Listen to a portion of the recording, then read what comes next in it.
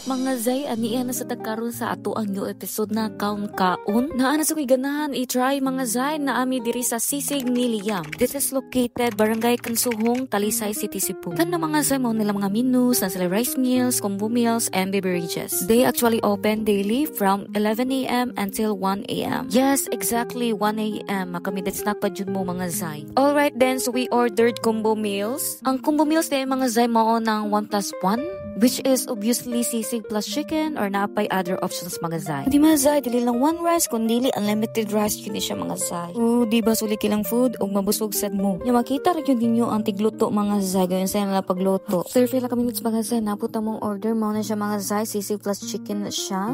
Affordable rin na siya Zay, kana mong ipili is combo meals na siya. Amo din order mga Zay, tag 109 pesos plus unlimited rice na siya. Ini mga Zay, dili lang ka ni dagan pa yung options ani ko kung sa ganan ni mga combo meals. Tanaw mga Zay, ulam ni kikitan awon. Para mga Zay, kuyugi ko ninyo mga on. Kaning nigi-order na ko mga Zay mao ni ang sweet and sour nga chicken.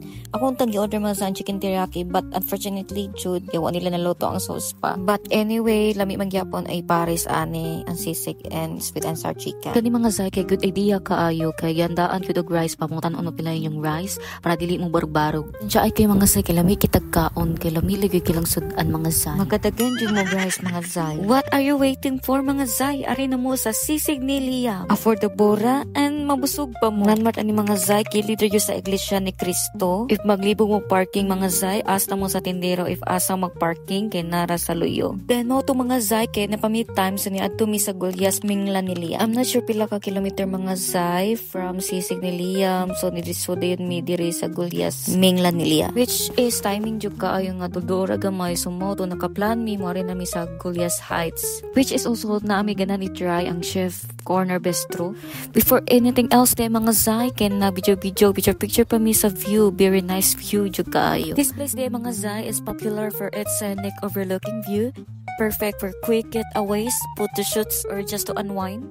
You can see the entire Minglan ni Liam, coastline, and even parts of Talisay from up here. Mo to mga Zay, kay mo ni siya ang Chef Corner Bistro. Before anything else, kay wala pa mi siya ni sulod, na picture pa mi ni mga Zay. Amo siya gisulit kay busog pa jud mi. So kani mga Zay, kay di pa mo kamahin ari, kay mingaw pa man siya.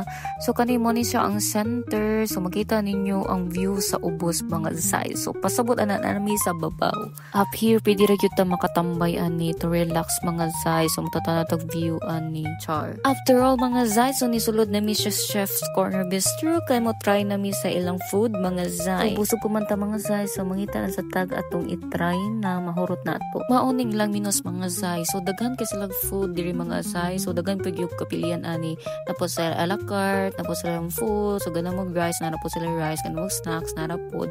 Tapos sila dagag burger. So mo pinakano nila ang burger mga Zay. Nas king spot diri mga Zay kay chill vibes, good food, and killer views pa jud. Then if you're looking for tambayan na nga naay overlooking view, fresh air, and comfort food, this might just be your next favorite hangout spot diri sa Chef Corner Bistro. Diri na mo sa chill, open air spot na perfect for catching out with friends, romantic dates, or solo unwinding. Open to all ra gyud mo mari mga Zay, but ang problema ra gyud ani ang commute kay walay padulong diri nga jeep.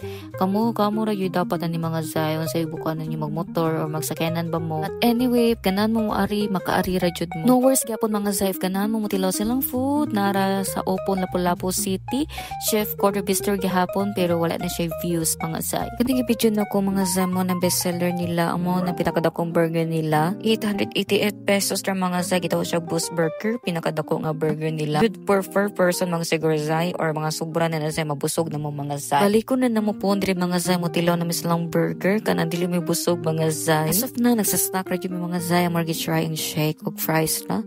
Kana siya mo Zay busog ra gyud mi mura ginahinay ra pog kaon og inom. After we eat, so nagtambay pa yung kadiyutri sa Gulyas Heights mga Zay, one of the sikat daga naging tambay diri mga Zay, murag stay CH ba nindot siya i-hike, i-jog, or bike mga Zay, tanawa napasasayo ta sa kanindot ka view mga Zay. Tanawa makita ram Ferris wheel sa Andrew World. And that's it for today's trip. And honestly, places like this remind me how beautiful life can be when you just slow down.